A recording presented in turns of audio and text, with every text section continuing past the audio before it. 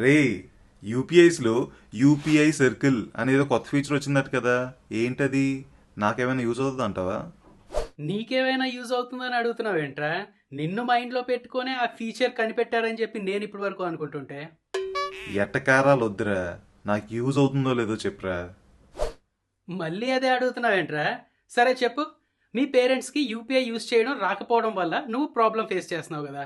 పోనీ వాళ్ళ ఫోన్లో యూపీఐ ఇన్స్టాల్ చేసేసి పూర్తిగా ఎలా వాడాలో నేర్పేసి వాళ్ళ బ్యాంక్ అకౌంట్లో డబ్బులు వేసేస్తే ఫ్రాడ్ గాళ్ళు ఏదో ఒకలాగా ఓటీపీ చెప్పించేసి డబ్బులు దోచేస్తారని చెప్పి భయంగా ఉంది కదా. ఆ, అవును. మీ అబ్బాయికి ప్రతిసారి పాకెట్ మనీ ఇవ్వాల్సి వస్తుంది, కానీ వాడు దేనికి ఖర్చు చేస్తున్నాడో నీకు తెలియటం లేదు. పోనీ డబ్బులు ఇవ్వడం మానేస్తే ఎమర్జెన్సీ సిచ్యువేషన్స్లో ఇబ్బంది పడతాడు కదా అని చెప్పి బాధపడుతున్నావు కదా. ఆ, అవును.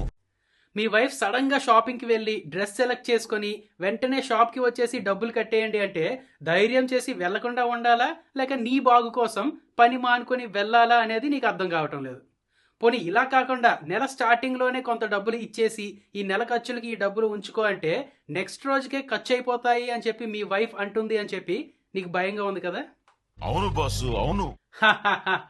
వీటన్నిటికీ ఒకే ఒక సొల్యూషన్, ఈ యూపీఐ సర్కిల్. ఏంట్రా, కల్కి మూవీలో కర్ణుడికి ఇచ్చినంత ఎలివేషన్ ఇస్తున్నావు. నిజంగానే నా అన్ని ప్రాబ్లమ్స్కి ఒకే సొల్యూషనా? ఏంటా సొల్యూషన్? చెప్తాను రా, అంత క్లియర్గా చెప్తాను. అయితే ముందు ఆ లైక్ అని షేర్ అని నువ్వు చెప్తే వింటారు, చెప్పు మన వాళ్ళకి. ఫ్రెండ్స్, ఫాస్ట్గా లైక్, షేర్, సబ్స్క్రైబ్ చేసేయండి. ఆ కొత్త ఫీచర్ ఏంటో ఫాస్ట్గా తెలుసుకుందాం. రైట్. ఈ పేటిఎం, ఫోన్పే, జీపే లాంటి వాటిల్లో యూపీఐ వాడుతూ ఉన్నాం కదా ఇప్పటి వరకు. వీటిలోనే ఇప్పుడు కొత్తగా యూపీఐ సర్కిల్ అనే ఫీచర్ వస్తుంది. ఇది ఒక బ్యాంక్ అకౌంట్ని multiple users, multiple UPI IDs ద్వారా షేర్ చేసుకొని స్పెండింగ్స్ అండ్ పేమెంట్స్ కూడా చేసుకుంటూ ఉండొచ్చు. ఓ, అంటే నా బ్యాంక్ అకౌంట్ని మా పేరెంట్స్, మా వైఫ్, నా పిల్లలతో షేర్ చేసుకొని యూపీఐ ట్రాన్సాక్షన్ చేయొచ్చు అనమాట. కాకపోతే సిమ్ కార్డ్ ఏ ఫోన్లో ఉంటే ఆ ఫోన్ నుంచే కదా ట్రాన్సాక్షన్స్ అవుతాయి.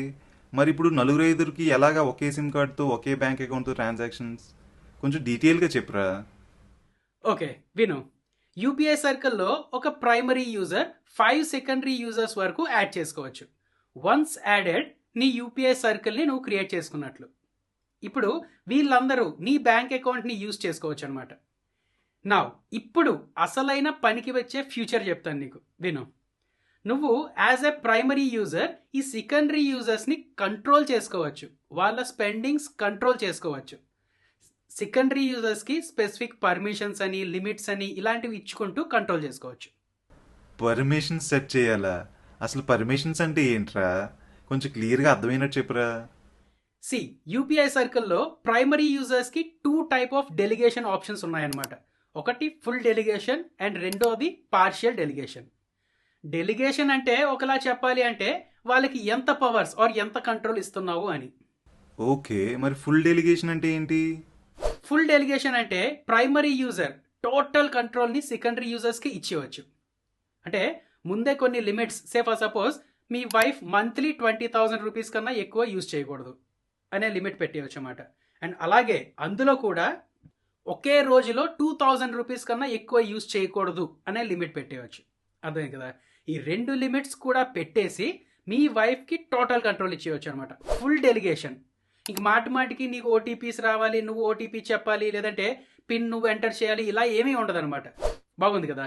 సో నువ్వు మంత్లీ అండ్ డైలీ పెట్టుకున్న లిమిట్స్లో వాళ్ళకి ఫుల్ కంట్రోల్ ఇచ్చేసావు, వాళ్ళు ఎంతైనా ఖర్చు పెట్టుకోవచ్చు ఆ లిమిట్లో. పార్షియల్ డెలిగేషన్లో secondary user, say for suppose మీ అబ్బాయినే తీసుకో. మీ అబ్బాయి ఒక స్టేషనరీ షాప్కి వెళ్ళి బుక్స్ కొనుక్కొని స్కానర్ని స్కాన్ చేసి అమౌంట్ ఎంటర్ చేస్తాడు. కానీ ఆ ట్రాన్సాక్షన్ కంప్లీట్ అవ్వాలి అంటే నువ్వు యాజ్ ఏ ప్రైమరీ యూజర్గా పిన్ నీ ఫోన్లో ఎంటర్ చేయాలి, లేదంటే ఓటీపీ నీ ఫోన్లో ఎంటర్ చేయాలి. అర్థమైంది కదా. మీ అబ్బాయి షాప్లో ఉన్నాడు, నువ్వు ఇంట్లో ఉన్నావు, అతను స్కాన్ చేసినా సరే ఇక్కడ నువ్వు నీ పిన్ ఎంటర్ చేస్తేనే ట్రాన్సాక్షన్ కంప్లీట్ అవుతుంది అనమాట. సో దీన్ని బట్టి చెప్పు, నీకు ఎలాగో నోటిఫికేషన్ వస్తుంది కదా ఇంత డబ్బులు వీళ్ళకి కట్టాలి అని చెప్పి. దాన్ని బట్టి వాడు స్టేషనరీ షాప్లోనే ఉన్నాడా లేక వేరే షాప్లో ఉన్నాడా అనేది కన్ఫర్మేషన్ చేసుకొని అప్పుడు నువ్వు పేమెంట్ని ఆథరైజ్ చేయొచ్చు కదా. ఆ ట్రాన్సాక్షన్ కూడా ఇంపార్టెంటా లేదా తెలుసుకొని అప్పుడు నువ్వు పేమెంట్ని ఆథరైజ్ చేయొచ్చు కదా. రైట్. ఇదే యాక్సెస్ మీ పేరెంట్స్కి కూడా ఇవ్వచ్చు.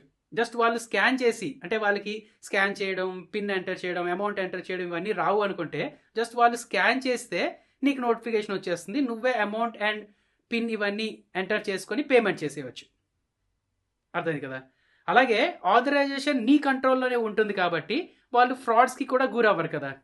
ఫ్రాడ్స్టర్స్ అనే వాళ్ళు ఎక్కువగా ఈ పెద్దవాళ్ళనే టార్గెట్ చేస్తున్నారు కదా. వాళ్ళకి పూర్తిగా తెలియదు కాబట్టి భయపెట్టేసో లేకపోతే ఏదో చేసి వాళ్ళ దగ్గర నుంచి ఏదో ఆ పిన్ తెలుసుకొని ఓటీపీ తెలుసుకొని చేస్తూ ఉన్నారు కాబట్టి నీ కంట్రోల్లో ఉంటే మంచిదన్నమాట. అర్థమైంది కదా. సో ఈ 2 విధాలుగా కూడా నీకు ఈ పార్షియల్ డెలిగేషన్ యూజ్ అవుతుంది. ఏమంటావు? ఓకే, సో ఫుల్ డెలిగేషన్ అనేది మనకి బాగా నమ్మకమైన వాళ్ళ కోసం అనమాట. అంటే మా వైఫ్ కానీ మా పేరెంట్స్ కానీ వీళ్ళ కోసం.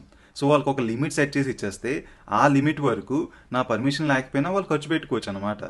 కాకపోతే పార్షియల్ డెలిగేషన్ అనేది మనకి పూర్తిగా నమ్మకం లేని వాళ్ళు లేదా మనం మానిటర్ చేద్దాం అనుకున్న వాళ్ళు, అంటే మన పిల్లలు కావచ్చు, మన ఇంట్లో పనిచేసే పని వాళ్ళు కావచ్చు, లేదా మన ఫ్రెండ్స్ కావచ్చు. సో వీళ్ళు మన బ్యాంక్ అకౌంట్ నుంచి వాళ్ళు ట్రాన్సాక్షన్ చేయొచ్చు. కానీ ట్రాన్సాక్షన్ చేసే ప్రతిసారి మనకు ఒక అలర్ట్ వస్తుంది, ఈ ట్రాన్సాక్షన్ మీరు అప్రూవ్ చేస్తున్నారా లేదా అని. అది మన ఫోన్లో మనం అప్రూవ్ చేస్తేనే వాళ్ళు అక్కడ పేమెంట్ చేయగలరు అనమాట. అంతేనా? Yes, correct. ఓవరాల్గా అయితే సూపర్ ఫీచర్ రా ఇది.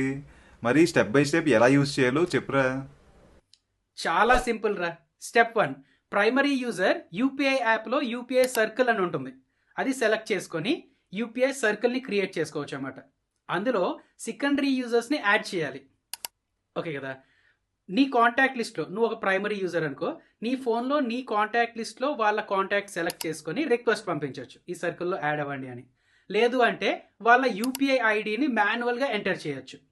లేదు అంటే వాళ్ళ క్యూఆర్ కోడ్ని నువ్వు స్కాన్ చేసుకొని కూడా యాడ్ చేయొచ్చు. అర్థమైంది కదా. ఎలా అయినా యాడ్ చేసుకోవచ్చు. ఒక ప్రైమరీ యూజర్ 5 సెకండరీ యూజర్స్ వరకు యాడ్ చేయవచ్చు. నౌ స్టెప్ 2, ఆ సెకండరీ యూజర్ ఈ యూపీఐ సర్కిల్ని యాక్సెప్ట్ చేయాలన్నమాట. అండ్ ఒక సెకండరీ యూజర్ ఒక ప్రైమరీ యూజర్ని మాత్రమే యాక్సెప్ట్ చేయగలడు. మరి యూపీఐ అంటే చాలా ఉన్నాయి కదా, అంటే ఫోన్పే, గూగుల్ పే, పేటిఎం ఇలా చాలా ఉన్నాయి. మరి అన్నిట్లో ఈ ఫీచర్ అవైలబుల్ ఉందా? అన్నిట్లో ఉంటుందిరా. పేటిఎంలో, ఫోన్పేలో, గూగుల్ పేలో, వాట్ నాట్ అన్నిట్లో వచ్చేస్తుంది. సెప్టెంబర్లోనే మ్యాక్సిమం వచ్చేసే ఛాన్స్ ఉంటుందన్నమాట. అర్థమైంది కదా. ఇప్పుడు కొంతమంది యూజర్స్కి ఒక పైలట్ ప్రాజెక్ట్లా, అంటే టెస్టింగ్ కోసం కొంచెం ఇచ్చారని విన్నాను. బట్ పూర్తిగా అందరికీ మాత్రం సెప్టెంబర్లోనే వచ్చేసే ఛాన్స్ చాలా ఎక్కువ ఉన్నది. సూపర్ రా. ఇలాంటివి సూపర్ అప్డేట్స్ ఏమైనా ఉంటే చెప్తూ ఉండు మాకు.